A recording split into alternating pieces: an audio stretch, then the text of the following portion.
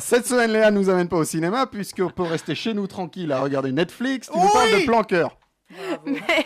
Merci Thibaut. Effectivement, je vous parle de la série Netflix Plan Cœur.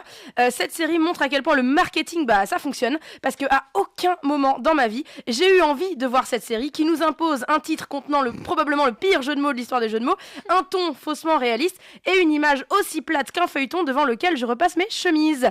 Et pourtant, je l'ai regardé, voilà. La campagne massive d'affichage a eu raison de moi. Et pour rendre hommage à ce merveilleux titre, je vais remplacer le mot cul par le mot cœur dans toute ma chronique et vice versa. Du coup, ça risque d'être incompréhensible, un peu comme le succès de cette série finalement. Donc, Plan cul, c'est la nouvelle pépite de Noémie Saglio, dont j'avais déjà pas mal défoncé le cœur l'année dernière avec son film Telle mère, telle fille. Ici, voilà, c'est elle, effectivement. Okay, ici, même faux féminisme ambiant qui se noie sous une misogynie mal dissimulée. Moi, je déteste ces films où on te fait croire que les femmes ont le beau rôle alors qu'elles sont remplies de clichés, qu'elles sont hystéros, bourrées d'hormones et qu'elles peuvent pas vivre sans un mec qui les borde ou qui les pousse à réaliser leurs rêves, comme si les ailes des femmes, en fait, c'était les hommes. Donc moi, je préfère encore les comédies romantiques où chacun a son rôle bien défini et bien assumé. Les filles sont un petit peu déprimées et si maladroites, et le beau gosse vient les sauver du pétrin dans lequel elles se sont fichues. Alors c'est sûr, ça défonce le cœur des féministes, mais moi ça me touche en plein cul.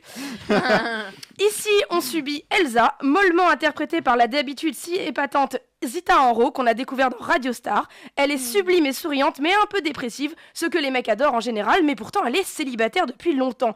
Trop longtemps, selon ses copines, qui ont a priori le cul sur la main, puisqu'elles ont décidé d'agir. Elles vont payer un gigolo pour faire croire à Elsa qu'elle a chopé un plan cœur. Manque de peau. Alors ça devait juste être une petite sauterie, et c'est un vrai coup de cul pour la trentenaire qui se voit déjà faire sa vie avec lui. Alors la musique et les seconds rôles sont loin d'être mauvais, mais ça ne suffit pas à sauver 3h30 de vide. Il y a tellement de trucs chouettes au cinéma ou sur Netflix avant de capituler et de s'en remettre à ça. Après, rien ne vous empêche de jeter un coup d'œil au premier épisode pour en avoir le cul net. Mais en bref, ça pue du cœur. Merci Léa. Bon, finalement, elle est au cinéma. Voilà.